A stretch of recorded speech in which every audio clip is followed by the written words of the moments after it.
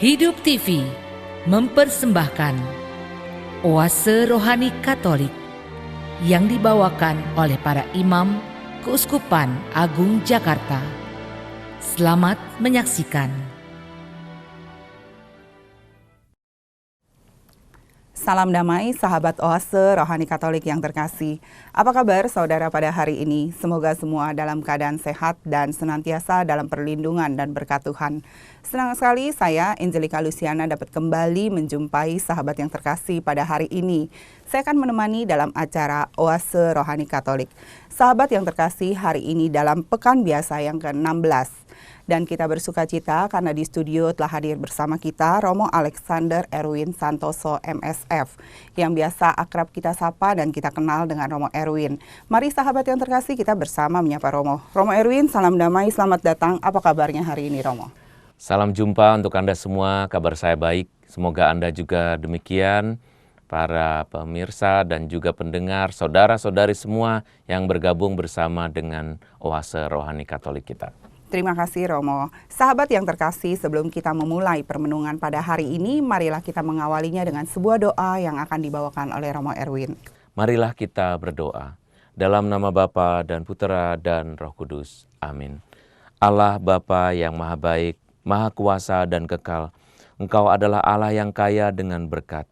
Maka ingatkanlah kami untuk selalu bersikap adil, mencintai kesetiaan, dan hidup dengan rendah hati di hadapan-Mu, supaya kami berkenan di hati-Mu dan juga berkenan di hati orang-orang yang berada di dekat kami. Demi Kristus, Tuhan dan pengantara kami. Amin. Dalam nama Bapa dan Putera dan Roh Kudus. Amin. Apa yang dituntut Tuhan daripadamu, tak lain dan tak bukan, ialah berlaku adil, mencintai kesetiaan, dan hidup dengan rendah hati di hadapan Allah. Sahabat yang terkasih, bacaan liturgi pada hari ini, bacaan pertama dari Nubuat Mika, dan bacaan Injil Yesus Kristus hari ini menurut Santo Matius. Dan saya akan membaca bacaan pertama pada hari ini. Bacaan dari Nubuat Mika. Dengarkanlah sabda yang diucapkan Tuhan. Bangkitlah, lancarkanlah pengaduan di depan gunung-gunung, dan biarlah bukit-bukit mendengar suaramu. Dengarlah, hai gunung-gunung, pengaduan Tuhan dan pasanglah telinga, hai dasar-dasar bumi. Sebab Tuhan mempunyai pengaduan terhadap umat-Nya, dan Ia berperkara dengan Israel. Umatku, apakah yang telah kulakukan terhadapmu? Dengan apakah engkau telah kususahkan? Jawablah aku, sebab aku telah menuntun engkau keluar dari Mesir dan telah membebaskan dikau dari rumah perbudakan dan telah mengutus Musa, Harun, serta Miriam sebagai pengunjurmu. Dengan apakah aku akan pergi menghadap Tuhan? Dengan apa aku pergi menyembah Allah di tempat tinggi? Dapatkah aku menghadap Dia dengan membawa korban bakaran anak lembu berumur setahun? Berkenankah Tuhan akan ribuan domba jantan, akan puluhan ribu curahan minyak? Apakah aku akan mempersembahkan anak sulungku karena pelanggaranku? Akankah kupersembahkan buah kandunganku karena dosaku sendiri? Hai manusia, telah diberitahukan kepadamu apa yang baik, apa yang dituntut Tuhan daripadamu, tak lain dan tak bukan, ialah berlaku adil, mencintai kesetiaan, dan hidup dengan rendah hati di hadapan Allah-Mu. Demikianlah sabda Tuhan. Syukur kepada Allah. Syukur kepada Allah. Mazmur tanggapan.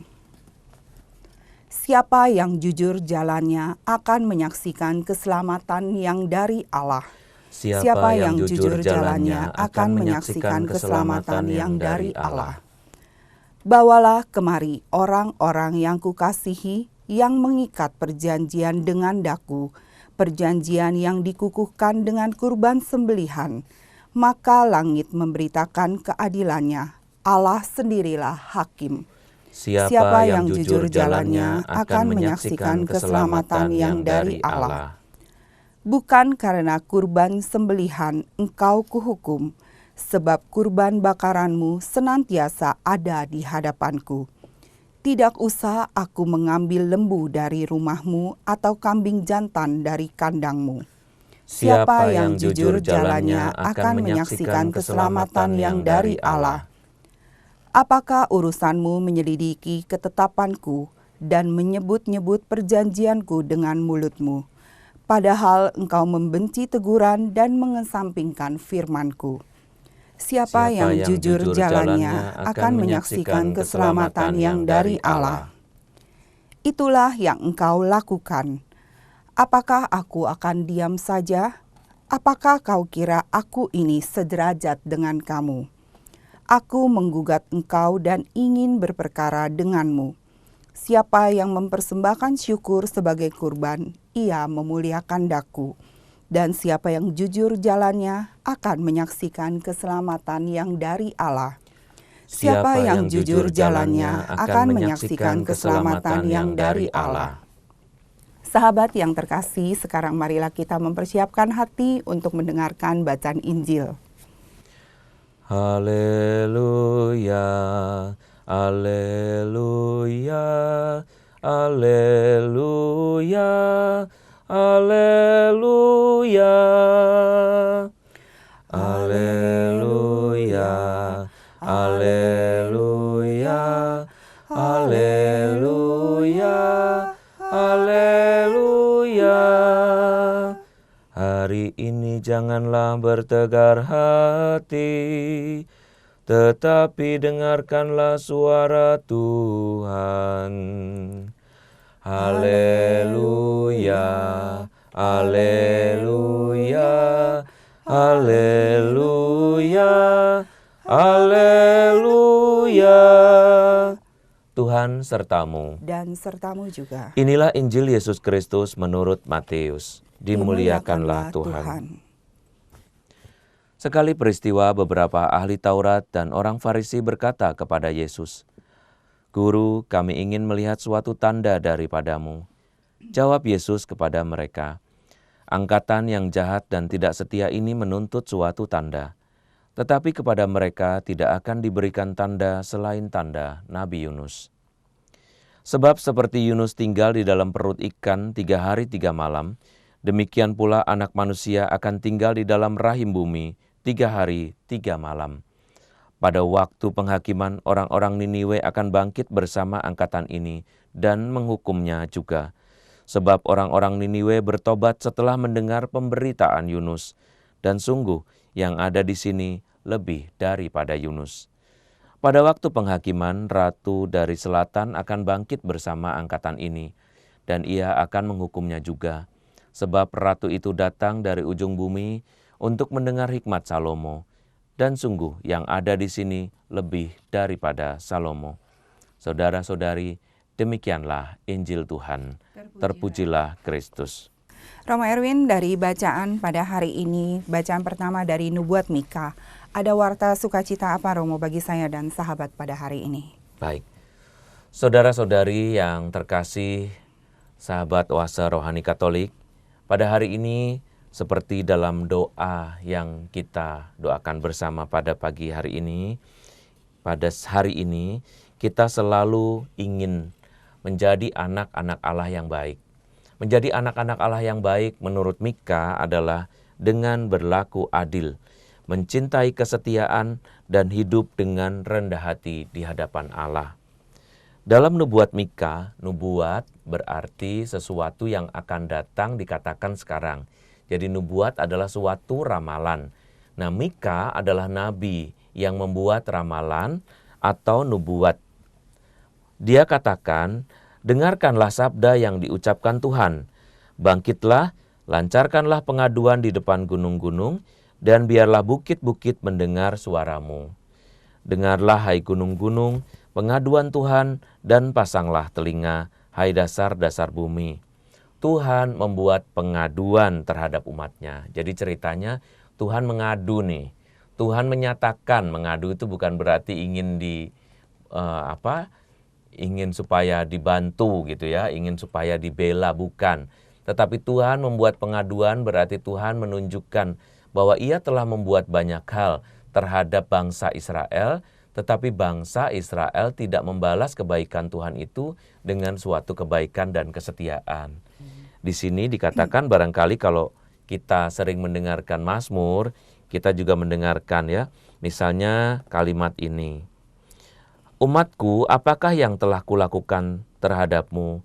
Dengan apakah engkau telah kususahkan? Masih mengingat Mazmur-Mazmur pada waktu kisah sengsara. Hai umatku, apa salahku? Apa salahku? Ya. Mengapa kau Ya. meninggalkan aku dan membuat susah aku? Nah gitu ya. Hai Ya. umatku, apa salahku padamu? Dengan apakah engkau kususahkan? Jadi sebetulnya Tuhan tidak pernah menyusahkan bangsa Israel. Tuhan tidak pernah menyusahkan kita. Lalu kenapa imanmu naik turun kepadaku? Saudara-saudari, sahabat Oase Rohani Katolik, kita sering mengalami peristiwa-peristiwa yang baik dalam hidup kita. Kita sering mengalami pengalaman-pengalaman yang menyenangkan. Tetapi ternyata kita melewatkan begitu saja pengalaman-pengalaman itu. Biasanya pengalaman yang menyenangkan berlalu dan kita senangi aja, kita nikmati. Enjoy, nikmati gitu. Tetapi sebetulnya pada saat kita mengalami peristiwa-peristiwa yang menyenangkan itu, kita mesti mengingat Tuhan. Harus bersyukur baik. Iya, kita mengingat bahwa itu adalah karya Tuhan. Betul. Karya Tuhan yang memberi keselamatan, memberi penghiburan kepada kita, dan bahkan memberi keberuntungan. Kita selalu berada di jalan Tuhan, dan kita disenangkan oleh Tuhan juga. Tetapi seringkali orang dalam situasi senang tidak ingat Tuhan. Iya. Ingat Tuhannya itu kalau situasi susah. Sehingga seperti bangsa Israel, kita seperti bangsa yang tidak tahu diri. Yaitu disenangkan oleh Tuhan, tidak berterima kasih. Tapi ketika situasinya susah, padahal susahnya juga bukan karena Tuhan, kita lalu mengumpat, kita lalu marah, kita lalu kecewa terhadap Tuhan. Kok aneh ya?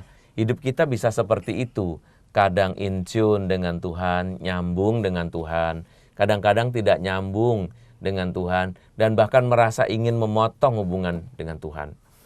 Saudara-saudari yang dikasihi oleh Tuhan. Tuhan bertanya sekali lagi, apa sih yang sudah kulakukan kepadamu? Kalau kita ditanya seperti itu, apa yang sudah dilakukan? Apakah kita bisa menjawab? Kita akan mencari hal-hal besar dalam hidup kita kan. Ya Tuhan sudah membantu saya waktu saya beli rumah. Itu saya minta sama Tuhan. Ya Tuhan udah ngasih sih rumah.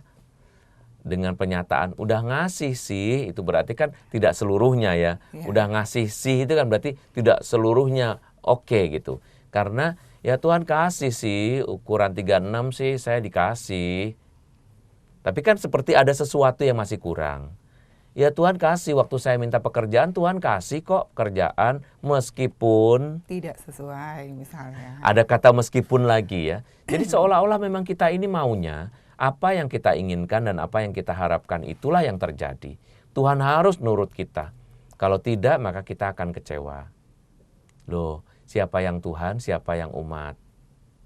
Kita tidak berdiri sebagai umat, tetapi kita berdiri sebagai Tuhan. Kita ingin Tuhan adalah menjadi budak kita. Tuhan menginginkan apa itu terjadi, tetapi kita menginginkan sesuatu yang kita inginkan harus terjadi. Tidak bisa. Tuhan tetap akan menunjukkan kekuasaan dari cinta kasih-Nya. Sebab rencananya adalah rencana yang paling indah buat kita. Maka ketika kita mengalami situasi yang baik, ucapkanlah syukur. Supaya kebaikan itu menjadi buah yang baik dan menjadi kesehatan buat kita, menjadi sukacita dan menjadi alasan buat kita untuk selalu berterima kasih. Bukankah orang yang berterima kasih atas hal-hal kecil akan lebih bergembira? Sebab hal-hal kecil akan lebih sering terjadi daripada hal-hal yang besar. Betul. Kalau kita merasa kecewa dengan keputusan Tuhan atau kita merasa marah karena keinginan kita tidak terkabul, itu sih normal, tetapi jangan kelamaan. Sebab yang normal adalah melihat diri kita secara nyata. Saya adalah umat, saya adalah hamba. maka dengan demikian saya harus tunduk pada apa yang diinginkan oleh Allah. Banyak hal yang tidak bisa kita pahami dengan akal budi kita. Banyak hal yang tidak bisa kita mengerti. Banyak hal yang menjadi hambatan buat kita untuk memahami secara keseluruhan. Tetapi Tuhan tahu lebih daripada yang kita tahu. Kalau kita sering marah sama Tuhan, itu berarti kita ini orang yang sungguh-sungguh kepo. Dalam bahasa sehari-hari, kepo ini berarti orang yang selalu ingin tahu. Baik-baik saja kita tahu, dan itu juga manusiawi sekali, kita ingin tahu. Kita sangat curious, kita sangat membutuhkan pengetahuan. Kenapa begini, kenapa begitu. Tetapi harus kita ketahui juga, tidak semua hal harus kita tahu. Kita tidak tahu apa yang akan terjadi pada diri kita, dan itu lebih menyenangkan. Sebab kalau kita tahu, kita barangkali akan stres juga. Iya. Tetapi dengan demikian, saya lebih menjadi manusia yang takluk pada kehendak Tuhan. Saudara-saudari yang terkasih, dalam situasi yang baik, bersyukur dan berterima kasihlah kepada Tuhan. Dan dalam situasi yang kurang baik, yang kurang cocok dengan keinginan kita, berdoalah kepada Dia. Tuhan, jaminlah bahwa aku boleh selalu setia kepadamu. Aku bertekun di dalam doa, aku setia, dan aku juga akan mengusahakan terus-menerus untuk mencintai Engkau. Semua kita lakukan dengan usaha, dalam proses. Tidak selamanya kita akan baik. Tidak selamanya kita sempurna karena kita manusia. Tetapi kita terus berusaha dan berjuang untuk menjadi setia, untuk menjadi orang yang penuh cinta, untuk menjadi orang yang tekun dan bahkan bersikap adil bersama-sama dengan Tuhan yang bersikap adil juga. Saudara-saudari yang dikasihi oleh Tuhan, kita tahu dan kita kenal dalam hidup sehari-hari ini, kita bertemu dengan begitu banyak persoalan, begitu banyak peristiwa. Biarlah peristiwa-peristiwa itu kita jalani bersama dengan Tuhan. Jangan berhenti pada pemahaman akal saja. Renungkanlah apa yang pantas kita renungkan dari pengalaman hari ini misalnya. Apa yang sudah Tuhan katakan pada pagi hari tadi, atau pagi hari ini, atau malam atau siang hari yang sudah terjadi dalam hidup kita. Mungkin perjumpaan dengan seseorang itu menginspirasi kita. Ada orang yang mengucapkan selamat pagi, kita tidak mengucapkan selamat pagi. Hari itu atau saat itu barangkali kita tidak merasa apa-apa, karena biasa. Dia cuma seorang bawahan kok di kantor. Selamat pagi Pak. Selamat pagi Bu. Coba renungkan, apakah kita sudah bersikap adil? Dia mengucapkan 3 kata, selamat pagi Pak, selamat pagi Bu. Apakah jawaban itu mempunyai arti tersendiri? Apakah kita merenungkan jawaban itu? Cobalah direnungkan. Kalau kita renungkan barangkali akan menjadi berarti. Kenapa saya hanya menjawab, karena saya merasa dia melakukannya karena kewajiban. Karena dia seorang bawahan dan saya seorang atasan. Maka saya sebagai atasan, saya hanya menjawab, karena itu hanya formalitas saja. Saya tidak percaya pada kesungguhannya untuk mengucapkan selamat pagi. Tetapi apa yang kita pikirkan kan belum tentu suatu kebenaran.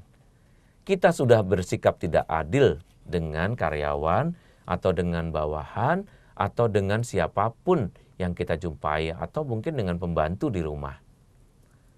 Bersikap adil berarti menjadi manusia dan sesama bagi orang-orang yang tidak ada ukuran levelnya. Kita adalah orang-orang yang dipanggil sama. Di hadapan Allah kita sama. Selamat pagi Pak, bilang selamat pagi Mas. Meskipun misalnya karyawan itu tidak bersungguh-sungguh dengan tulus mengucapkan selamat pagi. Tetapi kalau kita mengucapkan selamat pagi Mas, kaget dia. Kok hari ini Bapak Direktur atau bos saya mengatakan selamat pagi Mas, tumben dia. Dan itu memberikan semangat ya, Romo, memberikan pasti. inspirasi juga. Dia manggil saya loh. Padahal tadi saya nggak serius ngucapin selamat pagi. Cuma hospitality aja, basa-basi. Dia jawab loh. Seneng juga. Berarti besok saya harus ngucapin selamat pagi lagi. Dengan sungguh-sungguh. Dengan sungguh-sungguh. Betul. Hal kecil ini memberi pelajaran, memberi renungan buat kita. Supaya sehari ini kita bisa mempunyai makna tertentu dan mengembangkan suatu nilai positif yang biasa, yang wajar. Saudara-saudari, kita sebagai seorang umat beriman, kita kadang dipanggil untuk menjadi manusia biasa. Tahukah dan sadarkah kita, kadang-kadang kita ini menjadi manusia biasa saja tidak layak. Dengan jawaban selamat pagi Pak, jawabannya, berarti kita tidak menggunakan mulut kita. Mulut salah satu indera pengecap. Seharusnya tidak hanya mengecap makanan, tetapi dia juga bisa mengecap apa yang didengarkannya baik. Lalu menyuarakan dari suara hatinya sendiri sesuatu yang baik, supaya menjadi hal yang baik yang boleh dinikmati oleh orang yang berada di dekatnya. Selamat pagi, Mas. Selamat pagi, Mbak. Kalimat itu akan meneguhkan dia. Wah, dia panggil saya Mas. Dia panggil saya Mbak. Selamat pagi, selamat pagi. Akhirnya ucapan selamat pagi benar-benar akan menjadi sesuatu yang menyemangati kedua belah pihak. Maka gunakanlah semua yang kita punya dari Tuhan dengan sepenuh hati. Masih ingat kan dengan kata-kata dari sebuah lagu, hati-hati gunakan tanganmu, hati-hati gunakan kakimu, hati-hati gunakan mulutmu, dan lain sebagainya. Jangan cuma nyanyi. Itu adalah sesuatu yang dipikirkan oleh orang-orang yang bijaksana.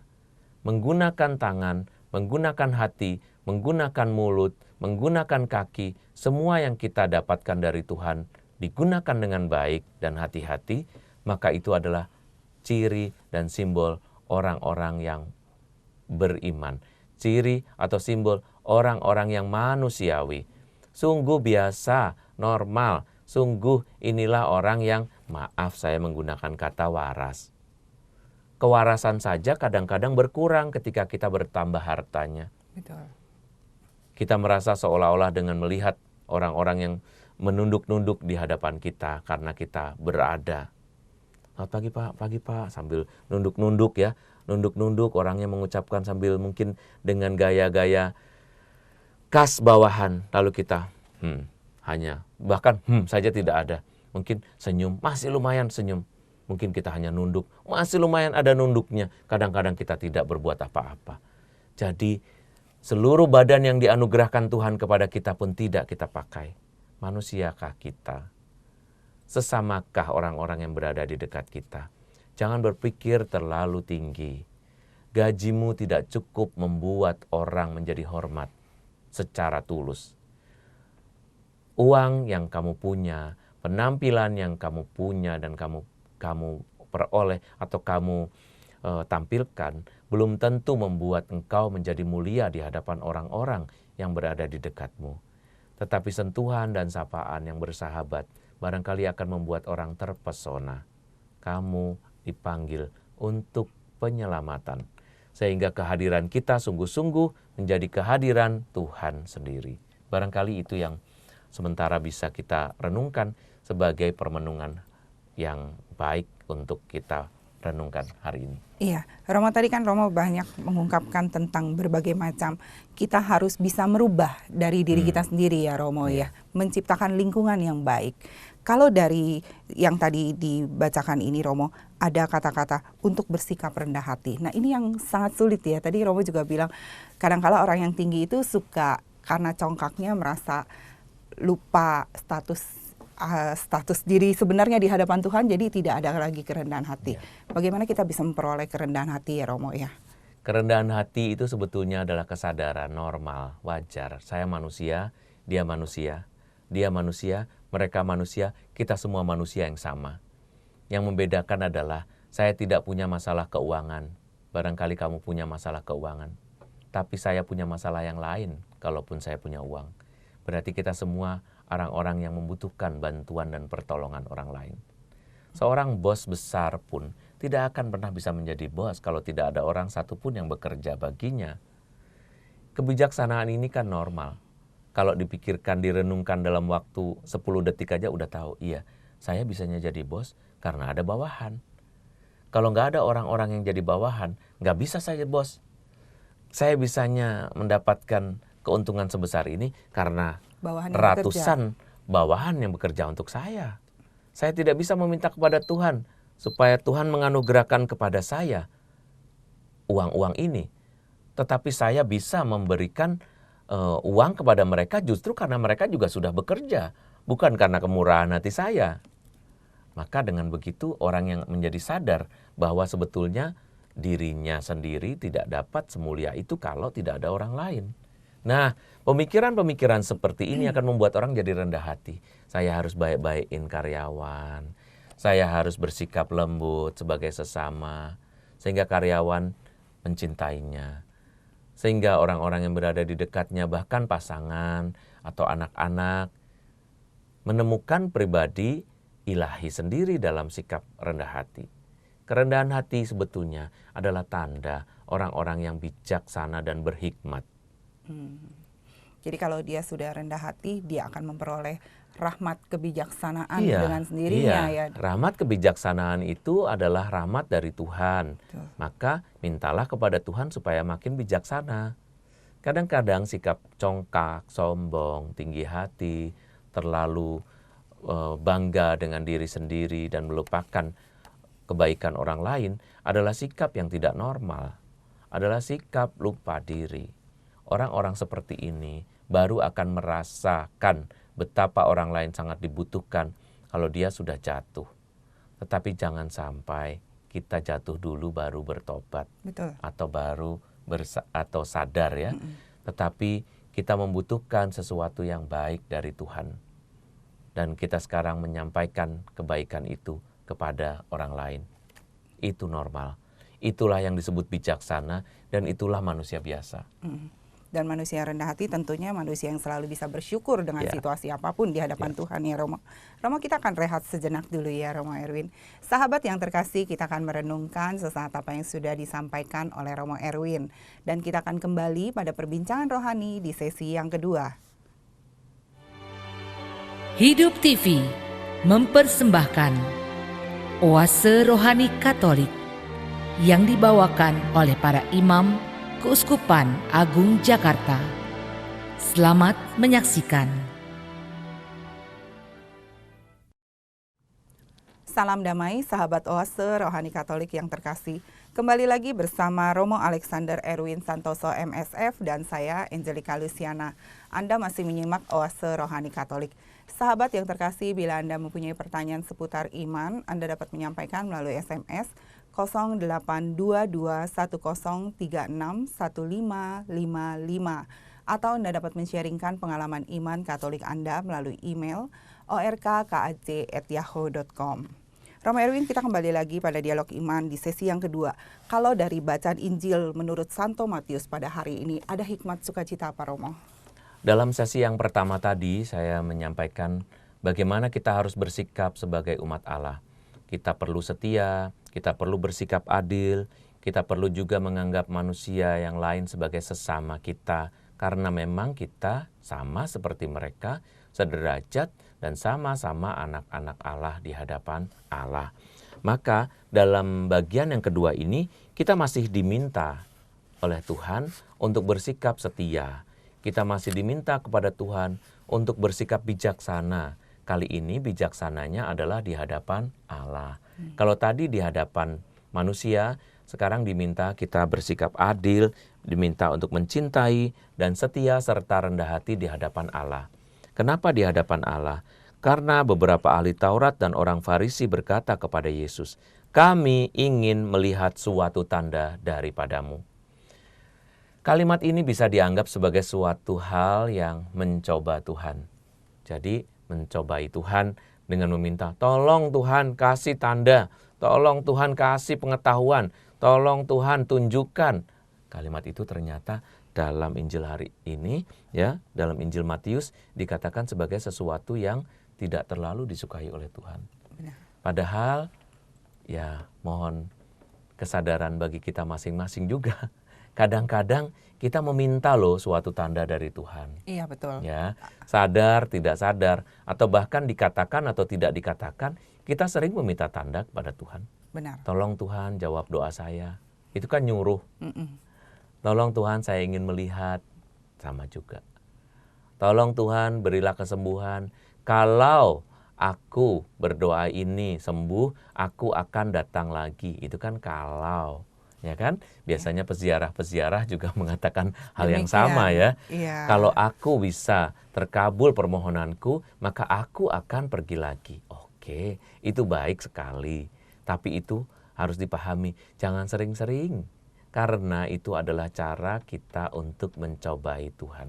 Betul. Berikan aku tanda supaya, berikan aku tanda karena, berikan aku tanda maka. Kalimat-kalimat itu sama. Kalau mohon-mohon tanda-tanda, mohon bukti. Nah, itulah yang tadi dalam bagian pertama disebut sebagai orang-orang yang hanya berpikir. Kita ini memang makhluk yang berbeda dari makhluk-makhluk lain ciptaan Tuhan. Kita disebut berbeda dan disebut mulia justru karena kita mempunyai pikiran, karena kita mempunyai kemampuan akal budi. Tetapi akal budi ini belum tentu berbudi, Betul. belum tentu berbudi luhur. Akal budi ini adalah sarana bagi kita untuk menemukan Tuhan juga. Dari akal budi kita akan dapat merenungkan. Hanya permenungan itu berada di atas akal budi. Sebab akal budi hanya memikirkan, merenungkan, bukan merenungkan, memikirkan dan melihat apa yang dilihat oleh mata, apa yang didengarkan oleh telinga, apa yang dikecap oleh lidah, dan apa yang diraba oleh tangan, oleh indera-indera itu, atau apa yang dicium oleh hidung. Kita mempunyai kelima indera, tetapi ternyata kelima indera itu yang juga dimiliki oleh indera-indera binatang yang lain juga ya. Maka kehebatan kita adalah karena kita memikirkan apa yang kita rasa, kita dengar, dan kita lihat, dan apa yang kita alami sebagai sesuatu yang lebih tinggi. Pada saat kita merenungkan itulah kita benar-benar menjadi manusia yang utuh. Refleksi istilahnya. Refleksi ini bukan semacam pijat, tetapi refleksi ini adalah cara kita merenungkan. Kalau orang pandai merenungkan hidupnya, berefleksi, maka dia akan dapat merenungkan hal-hal yang mungkin tidak dapat dilihat. Kejadiannya mungkin seperti ini saja, tetapi kalau direnungkan itu akan menjadi sesuatu yang lebih mendalam. Orang-orang Farisi hanya menginginkan suatu tanda. Tanda berarti sesuatu yang bisa dilihat, maka Tuhan marah. Kepadamu tidak akan diberikan tanda selain tanda Nabi Yunus. Tapi yang dimaksudkannya ternyata juga bukan terutama tanda Yunus. Karena tanda Yunus sudah dikenal. Karena itu terdapat dalam kitab suci perjanjian lama. Tuhan menginginkan suatu perjanjian yang baru. Tuhan menginginkan suatu tanda yang baru, yaitu dirinya sendiri. Di sini dikatakan, sungguh yang ada di sini lebih daripada Yunus. Siapa yang ada di sini? Tuhan Yesus sendiri ya. Pada waktu penghakiman ratu dari selatan akan bangkit bersama angkatan ini, dan dia akan menghukumnya juga. Sebab ratu itu datang dari ujung bumi untuk mendengar hikmat Salomo. Dan sungguh yang ada di sini lebih daripada Salomo. Lebih hikmatnya, lebih bijaksananya. Kita juga perlu mengingat bahwa perkataan-perkataan Tuhan melebihi semua kebijaksanaan yang lain. Dengarkanlah dia. Dalam lubuk hati, dalam renungan pribadi, kita perlu mendengar suara Tuhan. Entah bagaimana. Biasanya dalam keheningan orang akan menjadi lebih bijaksana daripada dalam keramaian di mana dia hanya bisa berpikir dan melihat dan mengindera semuanya dengan kelima inderanya. Tetapi ada indera yang lain, indera spiritual, rohani yang akan mengungkap segala sesuatunya jauh lebih dalam dan membuka sebuah kenyataan jauh lebih nyata daripada apa yang hanya dapat diinderanya. Saudara-saudari yang dikasihi oleh Tuhan, hari ini kita benar-benar diminta oleh Tuhan. Kita diminta untuk rendah hati. Pengetahuanmu belum cukup. Pengetahuanmu belum lengkap dan tidak sempurna. Kita mempunyai pengetahuan yang lain bersama dengan Tuhan. Kalau kita bersujud, kita juga bersyukur atas hidup kita. Kita berterima kasih. Kita meminta kepada Tuhan. Kita memohon kepada Tuhan. Kita memuji Tuhan. Kita menaikkan rasa syukur kepada Tuhan. Dan kita hening, diam di hadapan Tuhan. Disitulah kebijaksanaan akan kita dapatkan dengan lebih mudah. Barangkali tidak diberikannya, keheningan akan membuat kita kosong, tidak apa-apa. Barangkali kekosongan itu justru membuat kita merasa semakin manusiawi. Kenapa? Meskipun saya berusaha untuk hening seperti kata Romo Erwin, meskipun saya berusaha berdoa dan bersyukur, tapi saya kok belum merasakan apa-apa ya. Disitulah rumusan manusiawi masih menjadi rumusan manusia yang tidak bisa menangkap misteri Allah. Misteri Tuhan di atas kepandaian manusia. Tapi bersikap hening, bersikap syukur, dan bersikap menjadi rendah hati di hadapan Allah, memungkinkan Allah lebih sering berbicara kepada kita. Orang-orang yang hanya bisa bekerja, orang-orang yang lupa untuk berhenti, berdoa, dan juga merenung dalam keheningan, orang-orang ini hanyalah orang-orang duniawi. Bekerja untuk suatu keletihan, tetapi tidak bekerja untuk suatu kebijaksanaan. Uangmu akan bertambah, tetapi hikmatmu belum ditambah, bahkan mungkin berkurang. Seperti yang dalam sesi pertama tadi kita dengarkan bersama. Menjadi orang kaya, makin congkak, makin lupa diri, makin tidak manusiawi. Tetapi berbahagialah orang yang sadar semua milik Tuhan. Dengan demikian, dia akan bersikap rendah hati dan tetap menjadi sesama. Kebijaksanaan tidak akan diambil dari orang-orang beriman kalau kita selalu menempatkan diri kita sebagaimana adanya.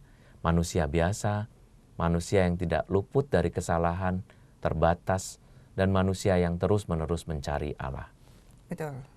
Romo, bagaimana kita bisa mengimplementasikannya? Kita mulai dari, selain tadi Romo udah jabarkan, dari diri sendiri dan membawa positif bagi lingkungan kita, bagi keluarga kita, bagaimana kita mengimplementasikannya, Romo, supaya keluarga ini juga menjadi keluarga yang rendah hati, keluarga yang selalu taat setia bagi Tuhan. Misalnya, kita hidup bersama dengan pasangan. Beberapa pasangan bersikap tidak adil. Misalnya seorang suami bersikap tidak adil pada istrinya. Istrinya bekerja lebih banyak di rumah, dia bekerja di luar, memang dia menghasilkan uang. Lalu dia akan mengatakan kalau dia tidak bijaksana. Saya sudah cari uang. Kamu di rumah enak-enakan kan? Tidak bekerja dengan tubuhmu. Saya capek. Tapi dia bersikap tidak adil dengan menempatkan semua pekerjaan rumah kepada istrinya. Nah, ini yang problem kadang terjadi Ya. pada saat sekarang ini, Romo, ya. Itu tidak bijaksana. Betul. Sebab orang-orang yang hanya melihat uang sebagai hasil dari yang sesuatu yang produktif akan merasa tinggi hati. Sehingga banyak istri merasa diperlakukan tidak adil dari suaminya. Kenapa? Karena suaminya hanya mau bekerja. Padahal bekerja itu di luar. Bekerja itu bisa saja duduk-duduk di kantor dan kemudian mendapat gaji. Tetapi bekerja sebagai ibu, sebagai istri bukan sesuatu pekerjaan yang mudah. Harus memahami anak-anak yang dianugerahkan Tuhan. Harus mendidik mereka. Harus memasak, itu juga menggunakan tenaga dan pikiran. Hari ini masak apa? Diapain bahan-bahan ini? Itu juga suatu pemikiran, sama persis seperti laki-laki memikirkan bagaimana perusahaan ini harus dilanjutkan. Sama seperti sebuah keluarga, bagaimana keluarga ini harus tetap berlangsung dengan cita rasa yang berbeda setiap hari dari makanan yang dibuatnya. Kita dituntut untuk menjadi bijaksana setiap hari. Bapak-bapak yang tinggi hati, suami-suami yang tinggi hati merasa dirinya berkuasa karena uang segala-galanya. Tetapi harus diingat, pada waktu mencari pasangan, Anda sungguh-sungguh mencari pasangan hidup. Anda tidak bisa masak sendiri. Anda sungguh membutuhkan penolong, dialah istri. Tanpa penolong, Anda tidak bisa mempunyai anak-anak yang dapat dibanggakan. seorang bapak lagi ya sementara ini, seorang bapak yang suka sekali memukul anak. Ketemu anak jarang, ketemu pasti marah. Tuntutan-tuntutan muncul. Seolah-olah uangnya harus dipakai dengan sungguh-sungguh baik dan bijaksana oleh anak-anak. Tetapi dia lupa menyampaikan pesan kebijaksanaan kepada anak-anak dengan bersikap misalnya baik, sebagai teman, sebagai orang tua, lemah lembut, dengan menyentuh mereka, dengan memuji mereka, atau dengan menghabiskan waktu bersama, atau dengan memberi hadiah, atau dengan melayani anak-anak. Anak-anak akan lebih merasa Tuhan hadir daripada sekedar uang bertumpuk yang dihadiahkan kepada mereka. Dan inilah tanda kerendahan hati seorang ayah. Seorang ibu juga sama. Sebagai istri dan juga sebagai ibu, kalau dia bersikap bijaksana, maka dia akan menerima suaminya yang lelah datang dari kantor, dan kemudian tidak langsung menyampaikan hal-hal yang memberatkan. Misalnya, aku udah capek seharian ini, kamu datang enak aja, cuma tinggal kerja. Atau pengalaman-pengalaman yang saya dengarkan dari para istri yang mengeluh bahwa pekerjaannya lebih berat. Tetapi kedua belah pihak mempunyai tugas masing-masing. Sama beratnya, sama martabatnya. Dengan saling menghormati, maka orang akan bersikap adil. Memberi suguhan, lalu menghibur suaminya yang baru pulang dengan rasa lelah, baru nanti malam hari diajak ngobrol bersama. Ngobrolnya jadi enak, suaranya tidak tinggi, karena suami juga menginginkan suasana tidak seperti di kantor. Anak-anak juga begitu, semua kita dituntut hal yang sama. Bijaksana itu berarti menjadi pribadi setiap hari yang menyamankan orang-orang yang berada di dekatnya. Betul. Dan kembali lagi, bagaimana kita bisa bersikap rendah hati untuk bisa melakukan memperoleh Semua kebijaksanaan itu ya Romo. Romo, kadangkala di dalam satu keluarga kita dituntut kesetiaan yang tak bersyarat ya Romo ya. Seperti Tuhan setia kepada kita. Bagaimana kita bisa mendapatkan itu dan bisa melakukan itu ya Romo. Kadangkala misalnya saya berdoa, terkesannya saya setia sama Tuhan, padahal saya cuma setia kepada penuntutan doa-doa saya itu untuk dikabulkan. Kesetiaan itu biasanya muncul pada orang-orang yang sabar. Kesetiaan temannya itu ketekunan ya. Betul. Jadi misalnya tekun berdoa berarti dia orang yang sabar. Berarti dia orang yang setia pada Tuhan. Seperti maaf, kalau kita lihat para asisten kita di rumah ya, para pembantu di rumah atau karyawan kita. Mereka begitu setia, karena begitu tidak setia kita marah. Tetapi ada juga karyawan kita yang tidak usah dimarahi juga tetap setia. Masuknya juga tepat waktu atau bahkan kurang dari waktu yang ditentukan, lebih pagi.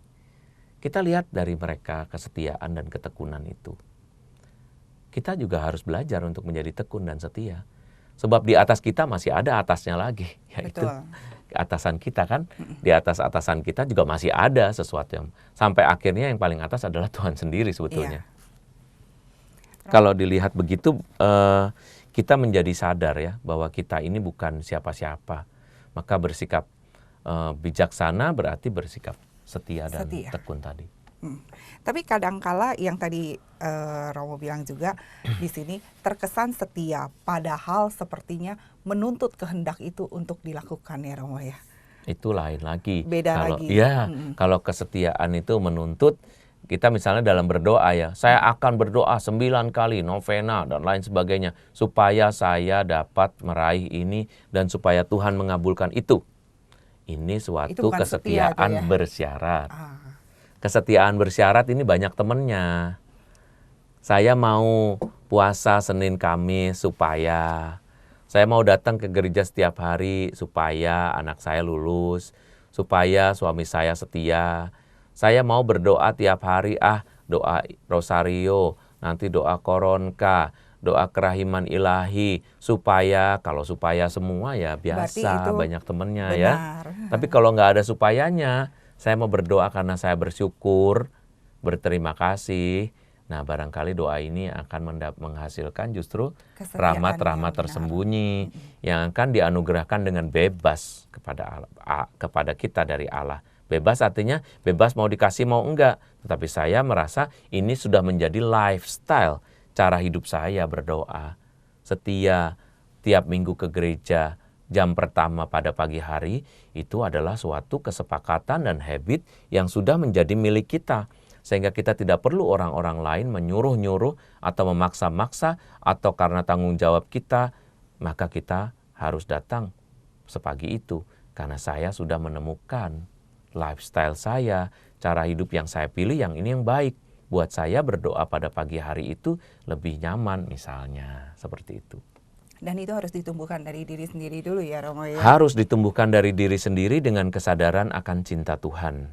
Betul. Cinta Tuhan harus pertama-tama kita syukuri dan kita terima, kita sadari.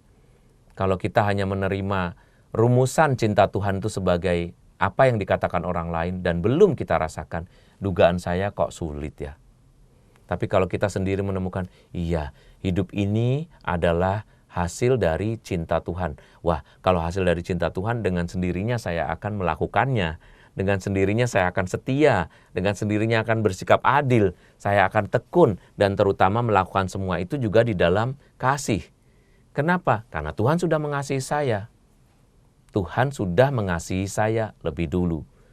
Lagu lagi ya. Iya. Mengasihi lebih sungguh. Tuhan lebih dulu mengasihi aku. Mengasihi lebih sungguh, melayani dan seterusnya. Ya karena apa? Karena Tuhan sudah melakukannya lebih dulu. Orang kalau sadar bahwa Tuhan sudah lebih dulu melakukannya atau mempraktekannya kepada kita, maka dengan sendirinya kita juga akan lebih sungguh, lebih sadar dan lebih bahagia atau lebih serius melakukan semua pekerjaan-pekerjaan baik, pekerjaan-pekerjaan Tuhan. Dan itu. karena lebih ada sukacita dari kita sendiri ya Romo ya. Iya, sukacita itu seperti suatu energi ya, seperti suatu kekuatan yang tidak akan diambil dari kita karena kita sudah dengan senang melakukannya. Merasakan. Iya, meskipun berat tapi kalau senang itu, pernah melihat bahwa sopir-sopir itu ya, pengendara-pengendara itu, pengendara bus misalnya, mereka sangat gemar, mereka sangat senang nyopir. Sehingga kalau kita naik bis, kita saja 1 jam sudah tidak dapat menahan kantuk. Kita pasti akan segera tertidur. Bis berjalan 1 jam itu kita ngantuk. Kenapa? Karena kita mengalami kebosanan di dalam bis. Tapi apakah sopir-sopir atau pengendara itu akan menjadi ngantuk dalam waktu 1 jam? Tidak. Mereka ada yang kuat bahkan sampai kalau di Indonesia sampai 5 jam non-stop. Why? Kenapa mereka bisa selama itu menjalankan atau mengendarai bis tanpa kantuk sedikit pun dan selalu nyaman-nyaman aja dalam situasi yang berat, macet dan lain sebagainya? Kuncinya adalah sukacita. Hatinya sukacita melakukan senang. itu. Dia gembira, dia senang dan hobi nyopir. Iya. Kalau kita senang melakukan kebaikan-kebaikan, mestinya ya kita juga akan Bersukacita. lebih punya energi untuk melakukan semua hal ya. Tidak usah dipaksa-paksa. Kita akan gembira-gembira aja melakukan semuanya. Seperti pada hari ini, Romo Erwin begitu bersukacita mewartakan kabar sukacita bagi kita semua ya Romo. Iya. Romo, sebelum kita mengakhiri, Romo bisa menyapa sahabat yang pada saat ini, opa, oma, mereka juga sedang sakit. Mereka mau merasakan kasih dan sukacita dari Tuhan. Ya, Anda para senior, oma, opa, mbah, eyang, orang tua, Anda sekarang mungkin sedang mendengarkan siaran kami, Anda sedang melihat, Anda sedang menikmati firman Tuhan dan juga pembicaraan di antara kami, di antara kita, maka hidup kita ini meskipun kita sudah lanjut usia, kita tetap harus bergembira. Bersikap adil kepada anak-anak muda berarti membiarkan dan memberikan mereka hidup dengan senang. Jangan menuntut mereka terus-menerus memperhatikan kita, tapi kita yang harus memperhatikan mereka juga. Caranya dengan mendoakan. Misalnya kita saat ini sedang tidak dalam keadaan sehat, kita tetap bisa mendoakan. Dengan mendoakan anak-anak dan cucu-cucu, maka kita sendiri akan jadi lebih sehat loh.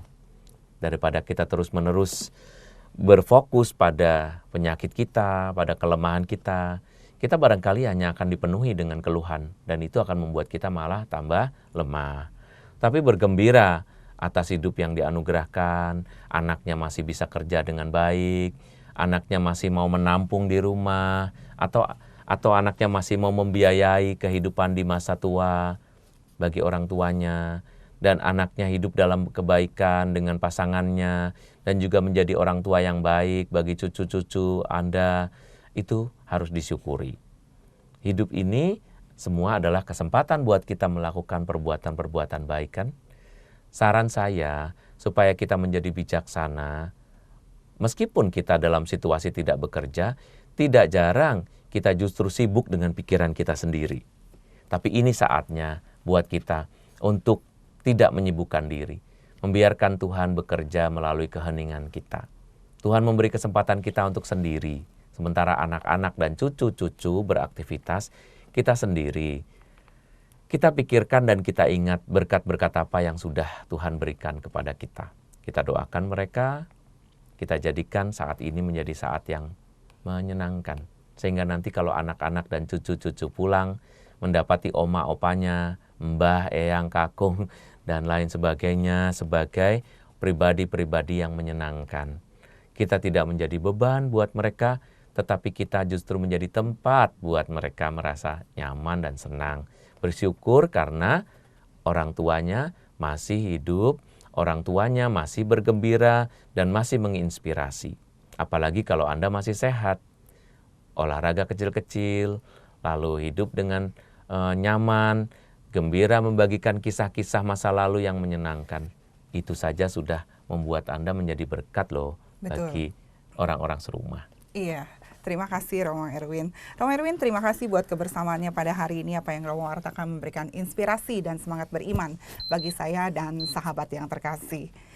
Sahabat yang terkasih, usai sudah kebersamaan kita pada hari ini, saya Angelica Luciana dan Romo Alexander Erwin Santoso MSF mohon pamit dari ruang dengar Anda. Sekarang marilah kita mengakhiri dengan doa dan berkat penutup melalui Romo Erwin. Marilah berdoa. Dalam nama Bapa dan Putra dan Roh Kudus. Amin. Allah Bapa yang Maha Baik, kami manusia biasa, kami penuh dengan kekurangan. Tetapi Engkau melengkapi kami dengan rahmat Roh Kudus, sehingga kami bisa setia, kami bisa tekun berdoa, kami bisa bersikap adil, dan kami bisa mengasihi dengan tulus. Berkatilah kami, berilah kami kemampuan untuk terus-menerus menjadi sesama yang baik. Jangan kami menjadi orang-orang yang egois, memusatkan pada kebutuhan kami sendiri. Tapi jadikanlah kami berkat dan penampakan-Mu di hadapan sesama atau orang-orang serumah, orang-orang yang berada di dekat kami. Supaya hari ini menyenangkan dan orang-orang lain bersyukur atas kehadiran kami. Demi nama Putra-Mu Yesus Kristus, Tuhan dan Juru Selamat kami. Amin. Tuhan sertamu. Dan sertamu juga. Allah yang Maha Kuasa memberi berkat kepada kita sekalian, keluarga, pekerjaan, komunitas, dan apapun yang akan kita lakukan hari ini dalam nama Bapa dan Putra dan Roh Kudus. Amin. Semoga kita semua dapat menjadi garam dan terang kasih Tuhan bagi sesama. Amalkan Pancasila, kita Bhinneka, kita Indonesia. Demikianlah Oase Rohani Katolik yang dibawakan oleh para imam Keuskupan Agung Jakarta. Tuhan memberkati.